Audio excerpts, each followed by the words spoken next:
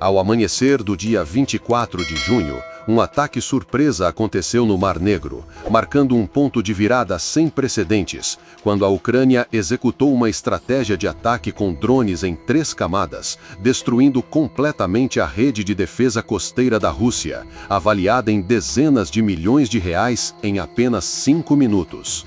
Às 4 da manhã em ponto, a Ucrânia lançou uma das campanhas de drones mais sofisticadas de 2025 na Crimeia, mirando simultaneamente 2 componentes cruciais do sistema de defesa costeira russo. 2 navios anfíbios da classe Surna-class, responsáveis por transportar forças especiais e armas das bases para a linha de frente, e o sistema de defesa aérea Tor-M2, encarregado de detectar e interceptar drones, helicópteros e mísseis de curta distância. A operação não visava apenas destruir alvos físicos, mas também perturbar a estrutura de defesa estratégica da Rússia, prejudicando seu controle sobre o mar e a costa sudoeste da Crimeia. Durante 3 semanas, as forças especiais da Agência de Inteligência de Defesa da Ucrânia, conhecida como UR, monitoraram secretamente todos os movimentos ao longo da costa leste da Crimeia, especialmente perto da linha costeira de Kursanen. Imagens de satélite, sinais de drones de reconhecimento e análises de dados de radar inimigo revelaram que o sistema Tor-M2 era a peça central na proteção do corredor anfíbio próximo a Sevastopol. Equipado com um radar de varredura tridimensional e 8 mísseis guiados 9M331, o Tor-M2 podia detectar alvos a até 32 quilômetros de distância, enfrentando ameaças pequenas, rápidas e de baixa altitude, como drones, helicópteros ou mísseis de cruzeiro em alcances de 1 a 16 quilômetros e altitudes de 10 a 10 mil metros. Com um tempo de reação de apenas 7,5 segundos do travamento do alvo ao lançamento do míssil, neutralizar o Tor-M2 era essencial para o ataque preciso de drones da Ucrânia, exigindo não apenas um impacto direto, mas também escapar da detecção. A análise da RUR mostrou que a bateria Tor-M2 estava posicionada em um ponto elevado ao longo da costa de Khersonen, a menos de 1,5 quilômetros da praia, proporcionando cobertura total do corredor de aproximação a partir do Mar Negro. Dessa posição, seu radar podia identificar alvos em baixa altitude antes que cruzassem o horizonte, permitindo que as unidades russas interceptassem ameaças no mar. O sistema era o elo crítico entre as defesas aéreas costeiras e as forças navais, servindo como o único posto de observação em baixa altitude para o oeste da Crimeia. Ativar o radar Tor-M2 exigia pelo menos 2 minutos para erguer a antena, 3 minutos para ligar o sistema e quase 10 minutos para sincronizar com o comando regional.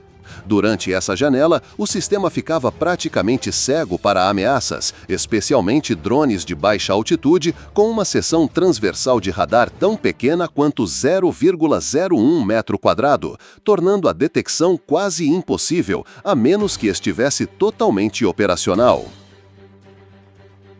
Às 4h10 da manhã, enquanto a antena de radar Tor-M2 era erguida em uma faixa de areia a cerca de 1,2 quilômetros da costa, o sistema ainda estava iniciando, carregando dados e calibrando, o que o tornava ineficaz para combate. A 500 metros de altitude, um pequeno drone de reconhecimento ucraniano, posicionado anteriormente para monitoramento contínuo, confirmou que o radar não havia travado nenhum alvo. Dados criptografados foram imediatamente transmitidos via satélite para o centro de comando da Unidade Especial de Operações com Drones da UR. Em vez de arriscar uma abordagem direta com drones armados, a UR usou uma tática de ataque em 2 camadas, enviando um drone isca para distrair o radar inimigo e uma bomba planadora para explorar o ponto cego técnico do sistema. O drone isca emitia sinais imitando a assinatura de radar de um míssil de cruzeiro, enquanto a bomba planadora, feita de materiais compostos, com uma seção transversal de radar de apenas 0,005 metro quadrado, era guiada por um sistema GPS militar com precisão inferior a 1 metro. Exatamente às 4 horas, 11 minutos e 20 segundos da manhã, a partir de um local de lançamento temporário ao longo da costa de Kherson, controlada pela Ucrânia, a cerca de 12 quilômetros do alvo, a equipe de ataque principal lançou 2 drones em uma configuração de salva dividida. Imediatamente após o lançamento, ambos os drones cortaram emissões ativas e mudaram para navegação inercial assistida por GPS criptografado, mantendo o curso sem revelar sinais de controle remoto. Eles voaram a uma altitude igual ou inferior a 15 metros, usando a interferência das ondas do mar e o terreno de dunas costeiras para se camuflarem. No ponto de divisão da formação, o drone Isca número 1 subiu para uma altitude entre 40 e 50 metros, ativando refletores de radar para amplificar sua assinatura, aparecendo nas telas como uma munição planadora pesada. Viajando a cerca de 120 km por hora, ele avançou diretamente na varredura principal do radar Thor M2. O radar, ainda não totalmente operacional, priorizou travar na isca, fixando sua varredura e criando um corredor cego no lado oposto. Aproveitando essa brecha, o drone número 2, uma bomba planadora, aproximou-se pelo flanco direito, carregando uma ogiva EFP de 8 kg, otimizada para penetrar o módulo de radar sem dispersar a força. Uma ogiva EFP, penetrador formado por explosão, com núcleo de cobre fundido, gerava um jato metálico hipersônico capaz de perfurar 30 centímetros de aço a 5 metros. Às 4 horas, 12 minutos e 57 segundos da manhã, o drone número 2 atingiu diretamente o módulo de radar e o sistema de energia. A explosão precisa destruiu os circuitos de controle, cortou as linhas de energia e derrubou a antena tridimensional parcialmente erguida.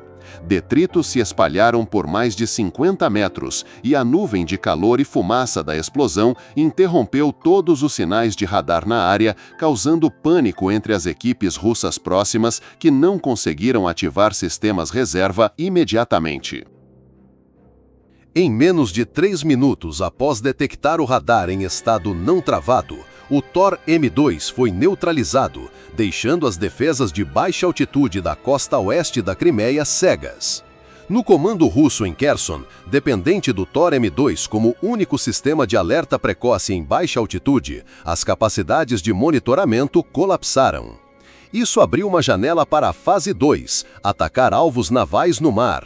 Às 4h14 da manhã, 2 navios anfíbios russos da classe Surna-class, cada um carregando cerca de 60 fuzileiros navais, navegavam silenciosamente.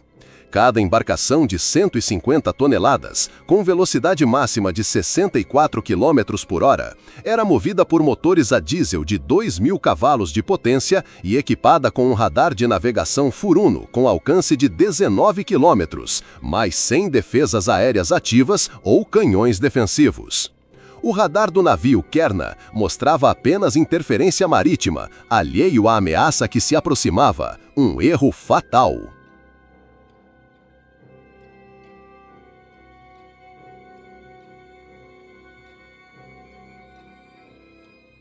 Com o Thor M2, o único sensor de baixa altitude da região, destruído minutos antes e sem substituto, o Kerna, um navio anfíbio de alta velocidade de 25 metros feito de liga de aço e alumínio, dependia de eletrônicos mínimos, um radar de navegação de curto alcance e comunicações por satélite, sem defesa aérea. Não havia navios de guerra próximos para apoio. Ambos os navios da classe Surna-class, parte de um grupo de transporte militar de um cais temporário no Cabo Felint, tinham como objetivo desembarcar tropas na costa de Kherson, onde a Rússia reconstruía uma posição de artilharia costeira com canhões autopropulsados 2S-19 Mista-S de 152 mm, alcance de 24 km e lançadores de foguetes Grad de 122 mm para controlar a rota marítima Sevastopol-Kherson.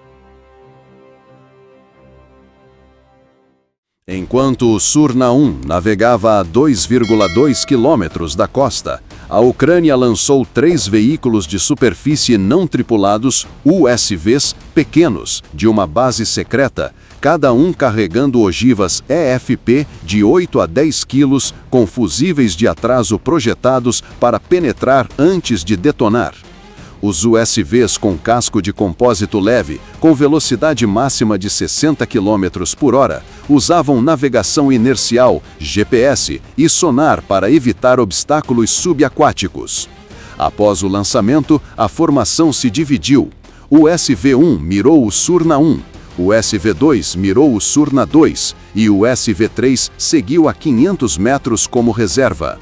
Operando autonomamente, os USVs usaram imagens térmicas e algoritmos de reflexão de radar para identificação de alvos, garantindo precisão em mares agitados. Às 4 horas, 14 minutos e 49 segundos da manhã, 4 segundos após entrar no alcance de engajamento, o USV-1 atingiu o lado esquerdo do Surna-1 no meio do navio em um ângulo. A ogiva EFP perfurou o casco de liga de aço e alumínio de 8 a 10 milímetros.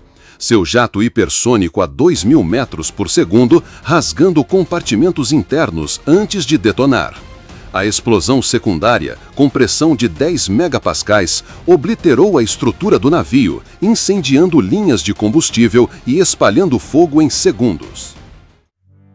A explosão destruiu completamente a seção central do Surna-1, onde estavam os assentos das tropas, tanques de combustíveis auxiliares e equipamentos. A sobrepressão colapsou o teto, explodiu a escotilha traseira e criou um efeito de vácuo. O navio inclinou-se para o lado esquerdo e afundou em 41 segundos, às 4 horas, 15 minutos e 30 segundos da manhã. Alguns fuzileiros navais pularam ao mar, outros pereceram dentro. Dos 60 fuzileiros, 42 morreram, junto com todo o equipamento, incluindo fuzis AK-12, lançadores RPG-30 e comunicações criptografadas.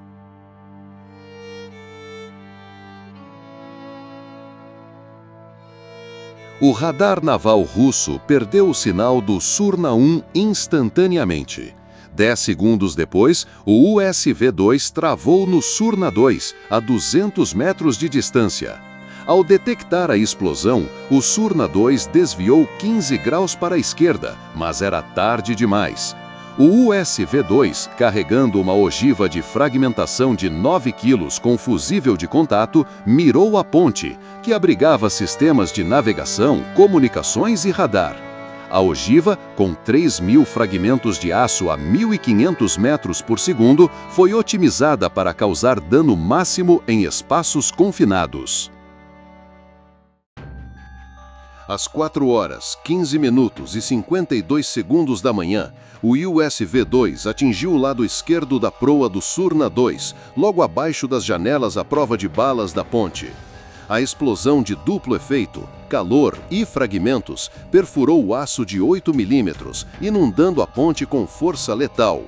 Chamas envolveram os painéis, destruindo navegação, radar e eletrônicos em segundos. O navio não afundou, mas a tripulação desligou os motores e abandonou a ponte. O eixo de transmissão parou, deixando a embarcação à deriva. Todos os 6 membros da tripulação da ponte morreram instantaneamente. 4 outros sofreram ferimentos graves por fragmentos e queimaduras. O USV-3, programado como finalizador, não foi necessário. A operação terminou em 3 minutos. O ataque inteiro, com menos de 5 minutos, cortou completamente o corredor anfíbio russo em Kherson. Notavelmente, nenhuma munição planadora foi controlada em tempo real. Elas operaram quase totalmente de forma autônoma. Engenheiros da UR pré-programaram rotas de voo, tempos de ativação, altitudes de aproximação e pontos de mira usando dados de reconhecimento coletados semanas antes. A área Kherson em Cabo Fulent, perto da estratégica Sevastopol, servia como zona de preparação avançada da Rússia, com locais de desembarque rápidos, atalhos no Mar Negro e implantações de artilharia costeira e mísseis. Essa área abrigava 12 lançadores Grade de 122 mm, com alcance de 20 km, 4 canhões MSTS, 3 sistemas Tor M2 e 2 complexos Panzer S1, formando uma defesa multicamadas. Ao atacar aqui, a Ucrânia causou danos imediatos e forçou a Rússia a reposicionar suas defesas, retardando a recuperação e criando lacunas táticas para operações futuras. A Rússia teve que recuar as defesas aéreas costeiras em 5 quilômetros para evitar ataques semelhantes de drones de curto alcance, reduzindo a cobertura de radar do Tor M2 em 30% e deixando uma lacuna de defesa de 10 a 2.000 metros de altitude. Desembarques de pequenas embarcações foram interrompidos devido a radares expostos e ameaças de drones, tornando os navios russos vulneráveis a drones e mísseis antinavio como o Neptune. A operação destacou a mudança da Ucrânia para formações de drones coordenadas e multicamadas, sobrecarregando as defesas russas, que não conseguiam distinguir ameaças reais, levando a respostas atrasadas ou acertos antecipados. Militarmente, o ataque de 24 de junho foi uma incursão localizada, mas estrategicamente sinalizou a vulnerabilidade da Crimeia em terra e no mar. Nenhuma defesa aérea, navio anfíbio ou guarnição estava segura de ataques sem aviso.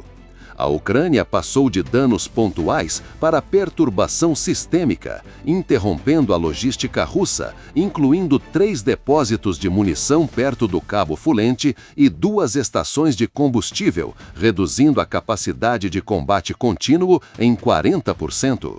As cadeias de radar, artilharia e logística da Rússia foram forçadas a recuar. Ao mesmo tempo, drones ucranianos foram relatados ativos em Skidovsk, Melitopol e Novocherkassk. A mídia ocidental mostrou bases de defesa aérea russas na costa do Mar Negro movendo-se para o interior, com pequenos navios de guerra restritos perto da costa. Fontes da URI indicaram que pelo menos 5 sistemas Panzer S1 e 2 radares de alerta precoce Voronezh DM foram realocados a 7 a 10 quilômetros da costa, reduzindo a detecção de baixa altitude de 25% para 15%.